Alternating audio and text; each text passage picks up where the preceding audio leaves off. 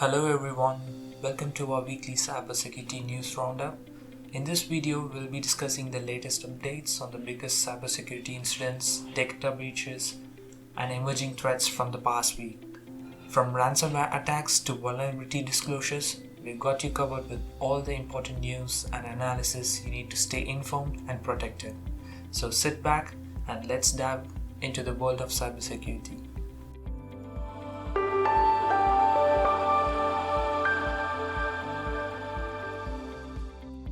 Google has rolled out its passwordless solution called Passkeys for all platforms, 5 months after adding support to Chrome.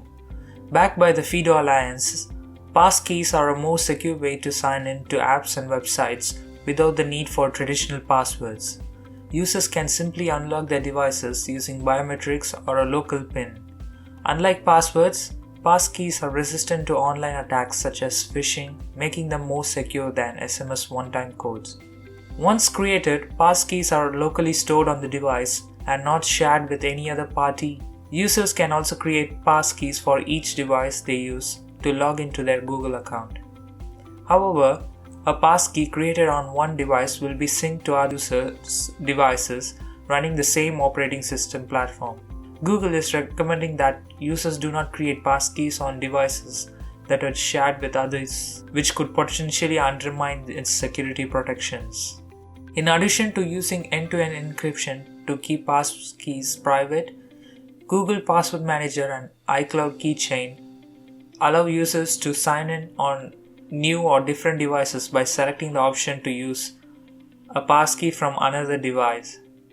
The phone's screen lock and proximity are used to approve a one-time sign-in. Although Google intends to continue to support existing login methods like passwords and two-factor authentication, the introduction of passkeys could signal the beginning of the end of traditional passwords. Active exploitation of TP-Link, Apache, and Oracle vulnerabilities detected. The US Cybersecurity and Infrastructure Security Agency has added 3 flaws to the known exploited vulnerabilities catalog based on evidence of active exploitation. The CVE 2023-1389 concerns a case of command injection affecting TP-Link Archer AX21 routers. CVE 2021-45046 is a remote code execution affecting the Apache Log4j2 logging library. And CVE 2023-21839 is a high severity bug in Oracle WebLogic server. The 3 security vulnerabilities have been added to the catalog because of evidence that they are being actively exploited by cybercriminals. Trend Micro's zero-day initiative has found that the TP-Link Archer AX21 router command injection vulnerability has been put to use by threat actors associated with the Mirai botnet since April 11, 2023. On the other hand, the Apache Log4j2 vulnerability has not been identified in how it is being used in the wild. However, data gathered by Grey Noise shows evidence of exploitation attempts from as many as 74 unique IP addresses over the past 30 days. FCEB agencies are required to apply vendors' provided fixes by May 22, 2023 to secure their networks against these active threats. The city of Dallas, Texas has fallen victim to a ransomware attack that has forced it to shut down some of its IT systems. According to local media reports, the city's police communications and IT systems were shut down last Monday morning due to the suspected attack. The 911 dispatchers have had to resort to writing down reports for officers rather than using the computer-assisted dispatch system. The city's court system has also cancelled all jury trials and jury duty from May 2nd to the date as their IT systems are not operational. The city's mayor and council have been notified of the incident, and the city is currently assessing the complete impact of this attack. According to cybersecurity experts, ransomware attacks on local government in the United States are happening at a rate more than 1 per week.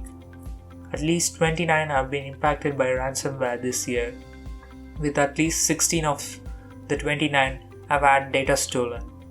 In the case of Dallas, The Royal ransomware operation is believed to be behind the attack, and it has been confirmed that the city's printers began printing out ransom notes. Royal is known to breach networks using vulnerabilities in internet-exposed devices, but they commonly use callback phishing attacks to gain initial access to corporate networks. These attacks impersonate food delivery and software providers in emails pretending to be subscription renewals.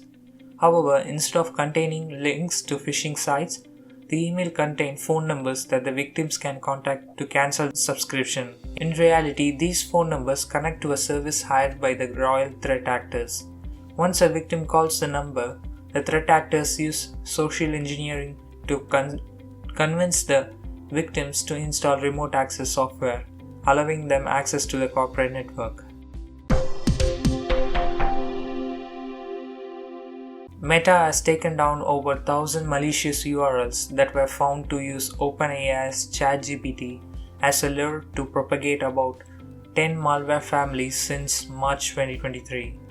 Cybercriminals are increasingly using fake ChatGPT browser extension to steal users' Facebook account credentials with an aim to run unauthorized ads from hijacked business accounts. Meta has blocked several iterations of a malware campaign dubbed Ducktail over the years, adding it issued a cease and desist letter to individuals behind the operation who are located in Vietnam. The attack chains are primarily engineered to target the personal accounts of users who manage or are connected to business pages and advertising accounts on Facebook. Moreover, Meta has uncovered another novel strain dubbed Node Stealer that's capable of plundering cookies and passwords from web browser to ultimately compromise Facebook, Gmail, and Outlook accounts. Node Stealer binary is distributed via Windows executable disguised as PDF and XLSX files with file names relating to marketing and monthly budgets. To counter such threats, Meta has said it's launching a new support tool that guides users to identify and remove malware, enable businesses to verify connected business manager accounts, and require additional authentication when accessing a credit line or changing business administrators. A new financial Trojan and information stealer called LOBSHOT is being distributed through rogue Google ads that are disguised as legitimate tools like AnyDesk. The malware strain has been attributed to the financially motivated e-crime syndicate TA505, which is associated with the Dridex banking Trojan. LOBSHOT uses HBNC modules to remotely access compromised hosts and perform actions without altering the victim. It also incorporates anti-emulation checks and string obfuscation to evade detection by security software. Once installed, the malware makes Windows registry changes to establish persistence and can steal data from over 50 cryptocurrency wallets extensions present in web browsers like Chrome and Firefox. The findings highlight the increasingly use of malvertising and search engine optimization, poisoning by cyber adversaries to redirect users to fake websites and download Trojanized installers of popular software. The attack chain of bootloader, which functions as an initial access as a service operation for ransomware attacks, employs SEO poisoning to entice victims searching for agreements and contracts to infected WordPress blogs that point to links containing the malware. Organizations can preemptively block potential infection by using the IP address method to screen already hacked victims. If you are using the popular WordPress plugins, Active Custom Fields or Active Custom Fields Pro, you might want to pay attention. Security researchers have found that these plugins, with over 2 million active installs worldwide, are vulnerable to cross-site scripting attacks. This means that hackers can inject malicious code into the website, potentially stealing sensitive information and escalating their privileges on the impacted site. The flaw was discovered by researcher Rafi Muhammad, on May 2, 2023 and was assigned the identifier CVE 2023-30777. Fortunately, the plugin's developer has released a security update on May 4, 2023 with version 6.1.6 that fixes the issue.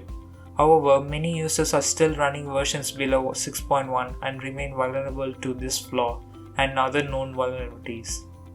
The flaw stems from the admin body class function handler that didn't correctly sanitize the output value of a hook, resulting in an unsafe direct code concatenation. This allowed attackers to add harmful code into the plugin's component that would pass into the final product, a class string, without being detected by the cleaning function. The developer fixed the issue by implementing a new function that properly sanitizes the output value of the hook, preventing the excesses. Kekw malware in Python packages could steal data and hijack crypto. Researchers have discovered a new type of malware called Kekw that is hidden in harmful Python.whl files on Python package index. The malware can steal sensitive data and perform clipper activities that hijack cryptocurrency transactions. Civil Research and Intelligence Lab (CRIL) found the malicious Python packages have been removed by the Python security team, but it's not known how many people downloaded the harmful packages. Despite this, the impact of the malware on PyPI may have been minimal. Security experts commented that while open source software is beneficial for software engineering efforts, it also means anyone can contribute code, including threat actors. Developers must, therefore, take responsibility for vetting the libraries in use, according to Mike Parkin, Senior Technical Engineer at Vulcan Cyber. Supply chain attacks remain a popular approach for threat actors, and public repositories can't be relied upon to remove harmful packages.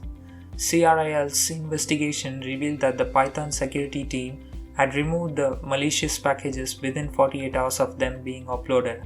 However, this highlights the challenge of securing the software supply chain, as the package could have been downloaded in that period. John Bambinek, principal threat hunter at Netenvrik, warned that malicious activity can be uncovered quickly, but open source software efforts do not have large-scale SOCs protecting their work from malicious code insertion.